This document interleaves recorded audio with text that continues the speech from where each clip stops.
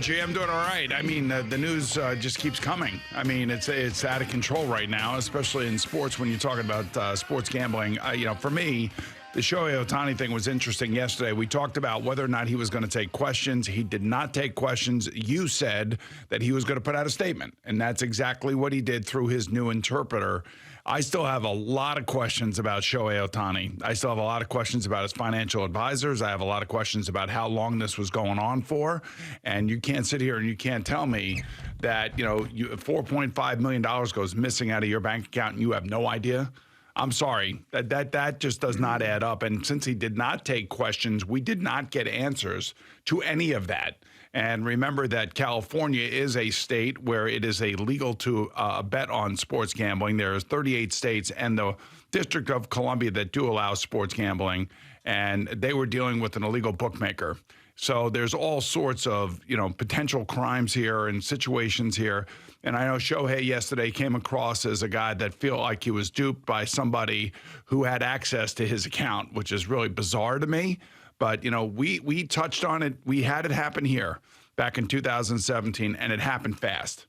It happened really fast to Craig, and it was unbelievable living through it, watching it, seeing it. And I know Craig does, his show every Saturday morning on this radio station talking about the pitfalls of gambling. And I appreciate that from his perspective because he's lived through it, practically ruined his life over it. And you now have Shohei Ohtani who feels like, he has basically been stabbed in the back by his interpreter and really good friend. If you believe everything you heard yesterday, and I'm sorry, I'm just too cynical, and I'm a New Yorker. And New Yorkers and people in this area, we've seen worse, and you and I both feel like, we're not getting the whole story here. Oh, of course not. Now, first of all, and Al opened the warm-up show with a question that I thought was it was a good question of why do we not believe anybody these days, and why do we not believe Shohei Ohtani? And the reasons that you pointed out of all the facts that are going on and things that don't add up is one reason. The other reason is how many of these baseball players have sat behind a microphone and said that they were innocent when they never were. Pete Rose, Barry Bonds, Mark McGwire, Rafael Palmeiro, Alex Rodriguez, a couple studios down the hall. Like, I know that Shohei Ohtani has nothing to do with those guys, but as a baseball viewing public, we don't believe anybody involved in a scandal that's telling us that they didn't do something wrong. Yeah, but it's not just that. I mean, we are besieged by that in the political arena every single day as well. Yeah. So we all become more and more cynical. And with the advent of social media and the amount of people that are interacting back and forth and attacking each other, and we are now, society is in a spot where I don't think you could believe anything that anybody says. It's unfortunate unless that we're you see here it with your own two eyes. Yeah, but then you may see something. I may see the same thing, but we may interpret it differently. Yeah. I mean, this thing with Shohei Ohtani could yes. I wanted to believe him like 90 to 95%. I wanted to believe, but there's so many other questions that I want answered. And I think that Major League Baseball has got to do the investigation and get those answers. And I want to know, like, who did they exactly call in terms of the authorities to investigate Ippei Muzahara? Like, who did they call the cops? Did they call the district attorney? Like, who did they call? And is he under investigation? Yeah, how did this start? Theft. Really? Is this really theft? I mean, if he hasn't. If he stole $4.5 million, he should be arrested? Yeah, no, I know. And he's not arrested, right? I mean, this is a claim right now from Shohei Ohtani, but this is the reason why if Shohei Ohtani is not telling the truth, that it is going to be found out that he is lying very quickly. And that's just one reason that you brought up. Because if there is no proof that the translator, Mizuhara, ended up stealing that money and he is not in jail, then all of a sudden the questions come back to Shohei Ohtani. Wait a second. You said this guy stole $4.5 million from you, but yet there's not enough evidence when there should be a paper trail because there's a wire transfer that this man stole from you and he's just walking the streets as a guy who had a couple issues with gambling. I mean, so why is that? So like this, he better be right. So the fact that he sat there yesterday and said that this man stole this money from me, at some point, that needs to be a criminal matter. And if it's not, then Shohei Ohtani is a liar. I mean, I want to believe him. I really do. I want to. But I just have a sense that, like, you know, you can't just move $4.5 million. And this $4.5 million, I'm still not sure. Does it go back to this poker game that Ippei met this Bowers character at? And that's when it started. I think that was back in, 2021 maybe, I think. But, I mean, it's just there's too many discrepancies going on here. And even, I guess, Ohtani's camp, when they were in Seoul, South Korea, said that, you know, Ohtani was paying off the bets, like Ippei said initially. Yeah. And Ohtani's kind of group agreed with it. And now all of a sudden we forget that, and we have a prepared statement by Ohtani yesterday.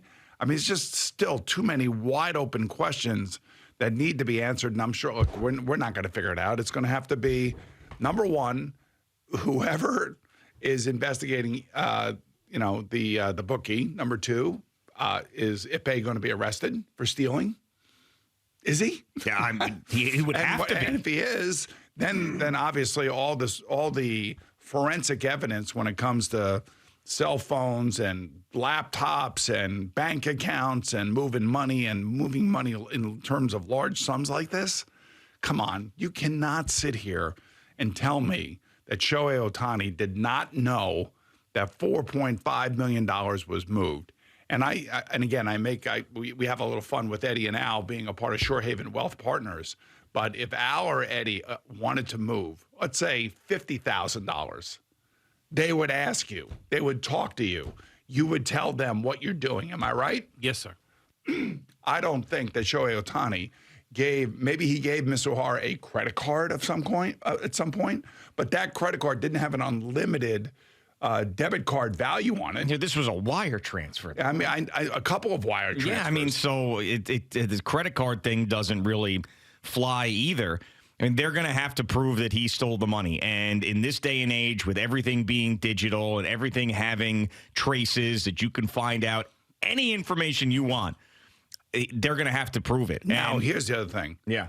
They, again, reiterated, and he reiterated yesterday, Ohtani did through his interpreter in a statement, that he never bet on baseball. So, I kind of want to believe that part of it, that nobody bet on baseball. So that means if he didn't bet on baseball, the worst that could happen to him from a baseball perspective would be a hefty fine, and I doubt that they would suspend him. Because Jared Cosart went through this back in 2015, but back in 2015, FanDuel and DraftKings and online betting and sports gaming wasn't legal yet. That didn't come until later.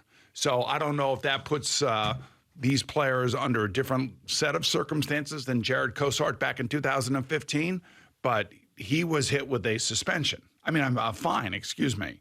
So I would think that as long as baseball, I feel like if baseball is not involved in terms of the gambling, the worst that's going to happen to Shohei Ohtani is going to be some sort of fine. They're not going to suspend him. But if there's more to this story that we don't know, and baseball does somehow get their fingers on gambling in and around baseball with Shohei Ohtani's money, with Shohei Ohtani's understanding that that's what it was being used for, then we're looking at suspension time. Yeah, I want to know why that story changed, because that to me sounds like a very plausible and reasonable and acceptable response in the beginning where Shohei Ohtani covered my bets. Okay. I'd be like, all right. So he bailed out a friend who was in trouble. It's noble. Obviously you don't want to have that attached to you when you're a superstar, but it happened, whatever. And you bailed him out. Why did that story change from that, where everybody agreed to he stole the money from me? That might be the biggest red flag to me of all, because he just seems like he's now dodging every little bit of attachment to this.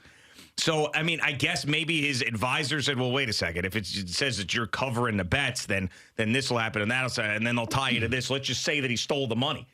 But then again, that doesn't make any sense because if he stole the money and he's not arrested, then everybody's going to go running back and putting microphones in Shohei Ohtani's face and go, if this guy stole all the money, he's walking the streets right now, then you had to have something to do with this. Right, unless maybe he doesn't want to press charges. I don't know.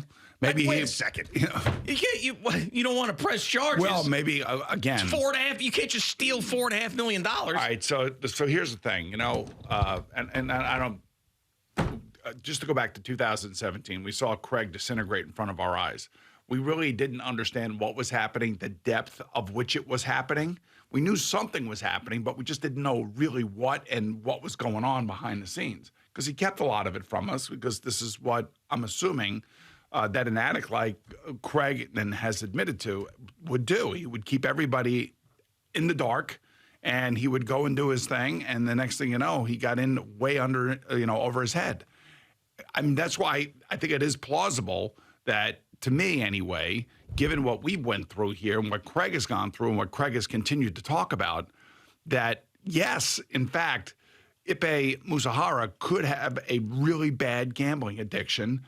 And maybe, just maybe, it didn't start to come to fruition until the last 3 or 4 months. I don't know. I don't know the timeline of when all this started. Yeah, but then again, if that, let's just say that happened and Mizuhara finally got to a point where he's like, listen, I am in big trouble. I've got people after me. I owe millions of dollars. You need to help me or I'm going to be murdered by somebody. And Shohei Ohtani came in and was like, all right, fine. Let's figure this out. Let's get you out of this trouble. And then at that point, if that really happened, nobody's going to fault Shohei Ohtani for anything. I don't think so either. And I think more people would probably be sympathetic towards him trying to help a friend. But that is not the story right now. No, it's not. The story right now is that it was stolen from Shohei Ohtani.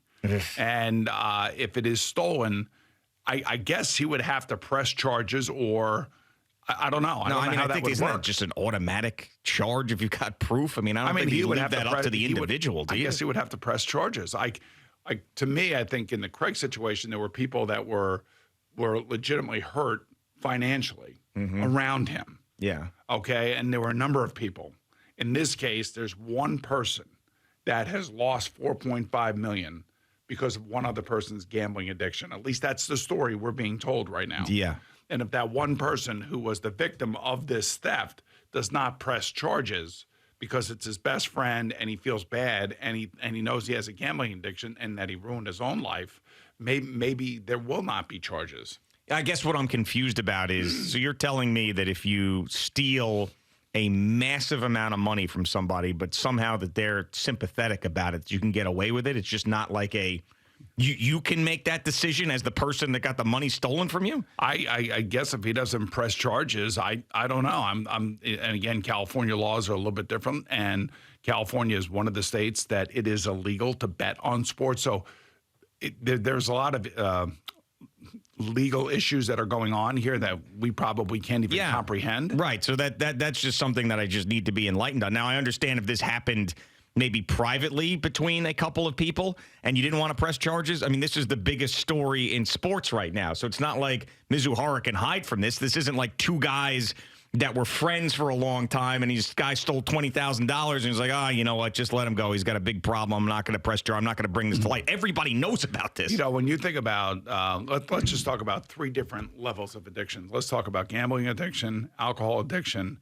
and say drug addiction, and how people completely fall apart and families fall apart and people die because of different addictions or for different reasons. And you think about how many victims there are out there of these particular 3 vices. You would think that, there is going to be some sympathy from the people closest to that person when they first admit it and they're first going through it. Now, if this thing continues, that's when all of a sudden, to me, it becomes frustrating. People want to disassociate themselves with people. And I'm sure that's exactly what's going on with Mizuhara right now. Maybe people didn't know he had a bad gambling addiction. And now he finally has come to, the forefront because of the amount of money that has been shipped over to this bookie.